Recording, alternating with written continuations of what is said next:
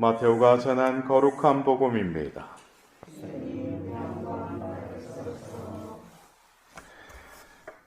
그때 예수님께서 제자들에게 말씀하셨다. 내 이웃을 사랑해야 한다. 그리고 내 원수는 미워해야 한다고 이러신 말씀을 너희는 들었다. 그러나 나는 너희에게 말한다. 너희는 원수를 사랑하여라. 그리고 너희를 박해하는 자들을 위하여 기도하여라. 그래야 너희가 하늘에 계신 너희 아버지의 자녀가 될 수 있다. 그분께서는 악인에게나 선인에게나 당신의 해가 떠오르게 하시고 의로운 이에게나 불의한 이에게나 비를 내려주신다. 사실 너희가 자기를 사랑하는 이들만 사랑한다면 무슨 상을 받겠느냐? 그것은 세리들도 하지 않느냐? 그리고 너희가 자기 형제들에게만 인사한다면 너희가 남보다 잘하는 것이 무엇이겠느냐? 그런 것은 다른 민족 사람들도 하지 않느냐? 그러므로 하늘의 너희 아버지께서 완전하신 것처럼 너희도 완전한 사람이 되어야 한다. 주님의 말씀입니다. 그리스도님 참여한다.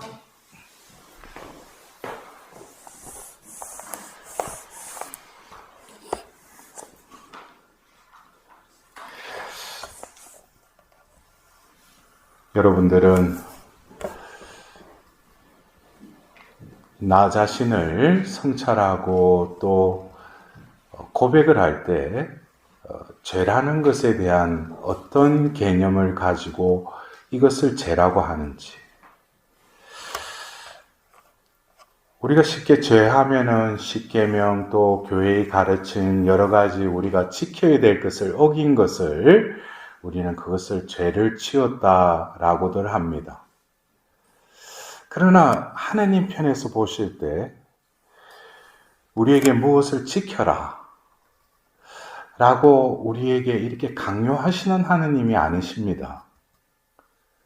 우리는 성경을 볼 때 또 다른 예수님 시대의 바리사이나 율법학자처럼 또 살아가는 경향들이 있어요.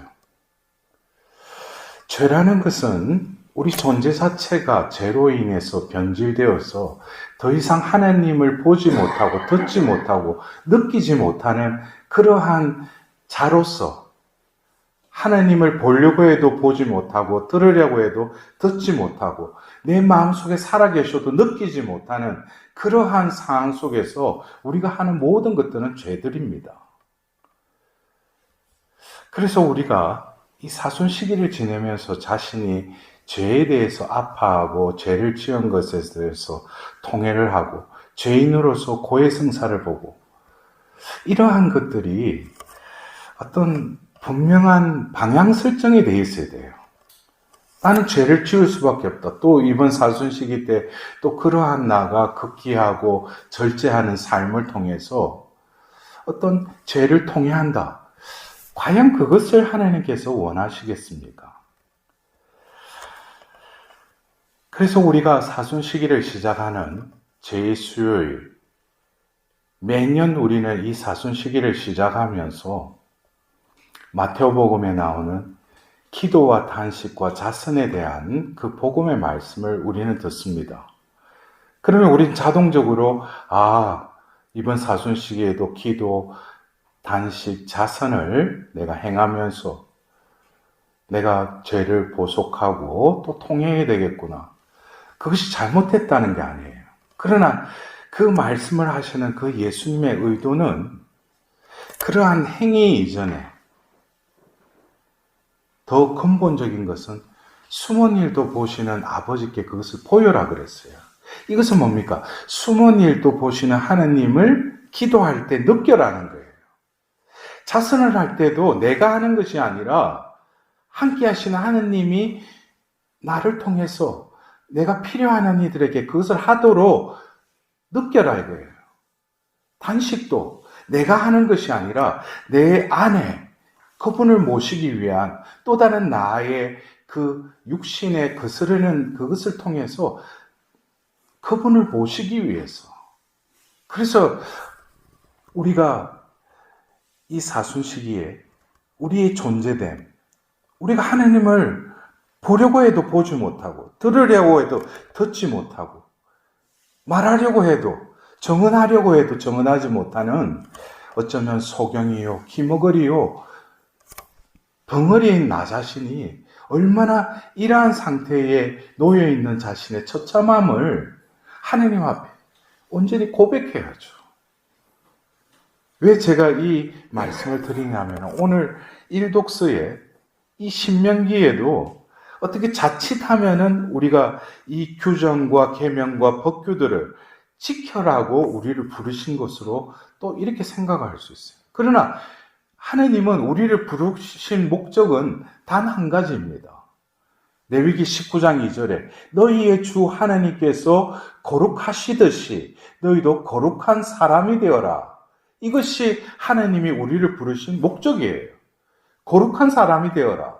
그래서 오늘 신명기에 너희가 주 너희 하나님께서 말씀하신 대로 그분의 거룩한 백성이 되게 하시겠다는 것이다. 여기서 그래요. 거룩한 백성이 되어라라고도 말씀하시지만 오늘 신명기 26장 19절에는 거룩한 백성이 되게 하시겠다는 거예요. 이것은 내가 거룩한 백성이 될 수 있어요? 될 수가 없죠. 내 존재 자체가 죄로 타락되어 버렸는데. 그러나 하나님께서는 거룩한 백성이 되게 해주겠다는 거예요. 그 방법이 어떤 방법을 통해서 그것을 이루십니까? 바로 2000년 전 우리의 죄를 온전히 사하시기 위해서 당신의 아들을 십자가에 못 박혀 죽게 허락하시죠. 그 피의 대가로 우리는 거저 거룩한 사람이 된 것이에요. 그래서 우리가 거룩한 사람이 되게 하겠다.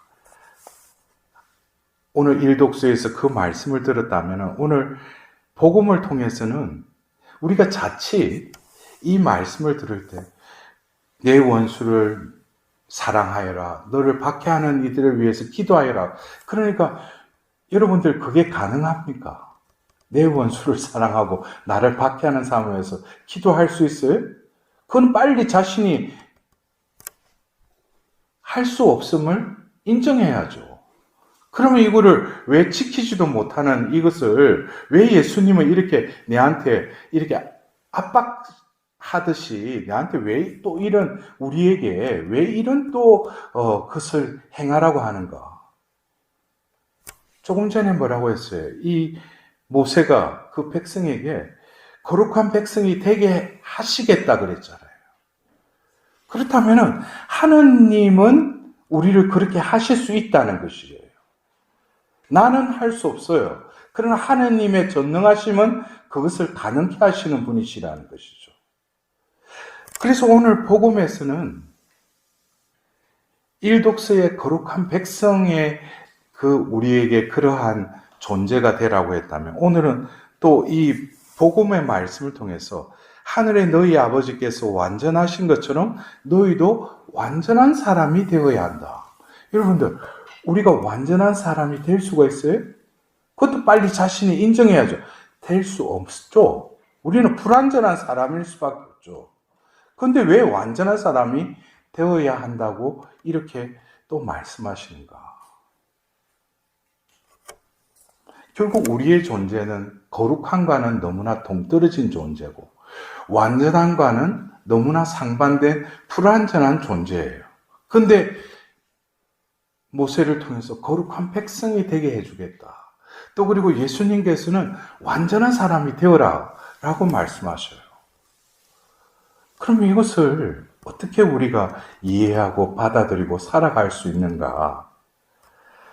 그것에 대해서 구약의 이스라엘 백성들을 부르시고 그들을 이집트 땅에서 해방시키신 하느님께서는 시나이산에서 계약을 맺으시면서 바로 그 이스라엘 백성들을 어떻게 또 규정하시냐면은 너희들은 나의 소유인 백성이다 라고 말씀하셔요.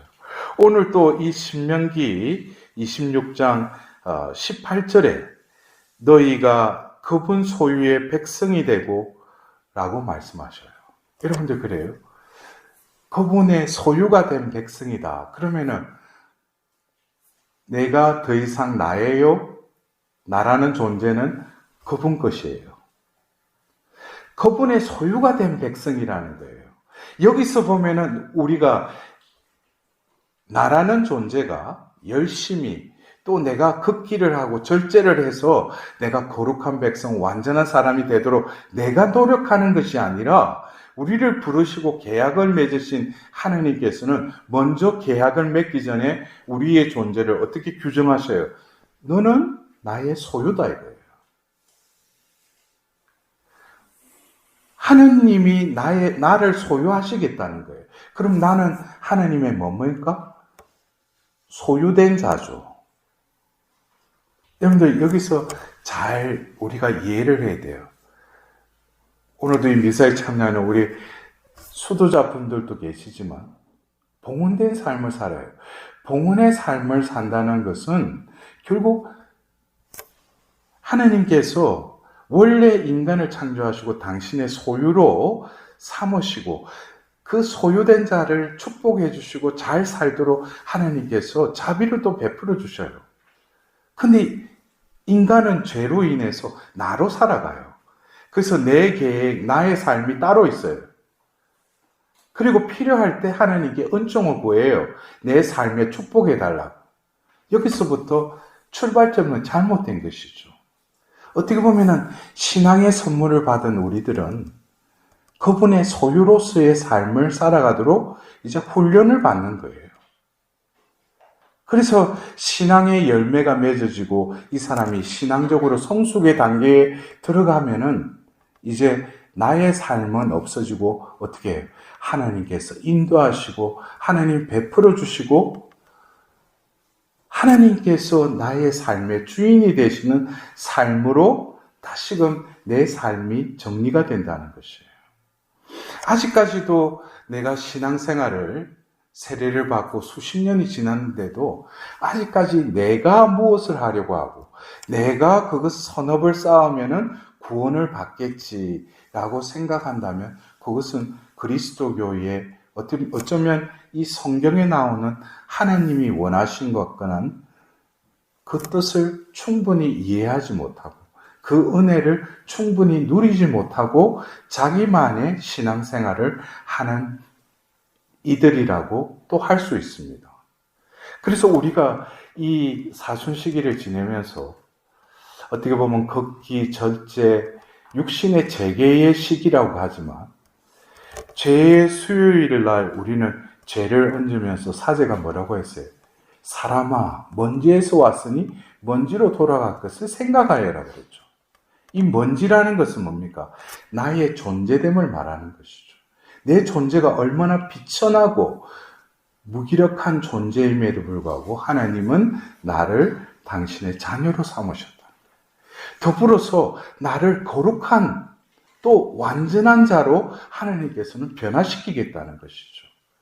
그래서 우리가 이 사순 시기에 어쩌면 자신이 저지른 죄의 어떤 그것에 아파하기도 해야 되지만 죄를 지을 수밖에 없는 죄인인 나를 예수님의 그 순환에 온전히 합치시킴으로써 또 예수 그리스도와 함께 옛 인간이 죽음으로써 하느님이 나를 거룩하고 완전한 자로 다시 일으키시는 부활로 나 자신이 온전히 그분의 파스카의 신비에 내어 맡기는 그 시기를 준비하기 위해서 우리는 이 사순 시기를 지내고 있다는 것을 우리는 분명히 깨달아야 할 것입니다.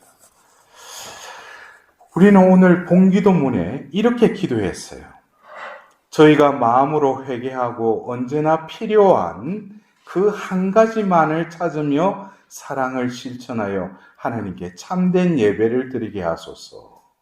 여러분들 여기서 보면은 언제나 필요한 그 한 가지만을 찾으며 사랑을 실천하게 해달라고 했어요.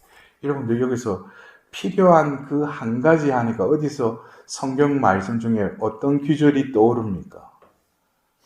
예수님께서 마르타와 마리아의 집에 가셨을 때 마리아가 많은 것에 예수님께 시중을 들려고 바삐 움직였어요. 그러나 마리아는 뭐예요? 예수님 발치에 앉아서 예수님 말씀을 듣고 있었어요. 그래서 마르타가 와가지고 주님, 제가 이렇게 바쁜데 당신 시중 든다고 제가 이렇게 바쁜데 마리아는 도와주지도 않고 저러고 있다고. 그래서 예수님이 뭐라고 하셔요? 마리아는 참 좋은 몫을 택했다. 필요한 것은 한 가지뿐이라는 거예요. 그 한 가지를 깨달아야 된다는 거예요.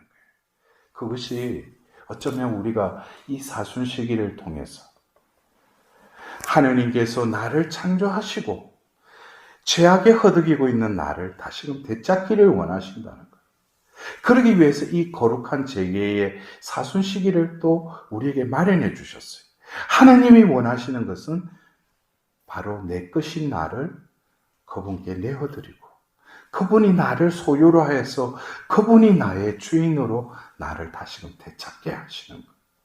그것이 어떻게 보면 발치에 앉아서 예수님의 말씀을 들었던 그 마리아가 택한 그 필요한 한 가지를 우리도 깨닫고 이 사순 시기에 그 마리아와 같이 진정 필요한 그 한 가지를 깨닫고 그 깨달은 것을 삶으로 또 살아갈 수 있는 은총을 또한 우리는 구해야 할 것입니다. 분주하고 뭔가 바쁘게 움직이지만 필요한 한 가지를 잊고 살아가는 어떻게 보면 알맹이가 없는 신앙생활이 아니라 숨은 일도 보시는 하나님께서 늘 그것에 대한 하나님의 뜻을 깨닫고 이 사순 시기에 이번만은 그 하나님이 원하시는 그 뜻을 하나님께 온전히 실천하고 내어드릴 수 있는 그런 삶을 살아갈 때 하나님께서는 진정으로 이 사순 시기에 예비하시고 준비하신 그 은총을, 그 자비를 아낌없이 우리에게, 나에게 내려주시리라고 믿습니다. 이 미사를 통해서 다시금 완전한 자, 거룩한 자로 우리를 변화시키기를 간절히 바라시는 하나님께 우리 자신을 의탁드리는 시간이 되어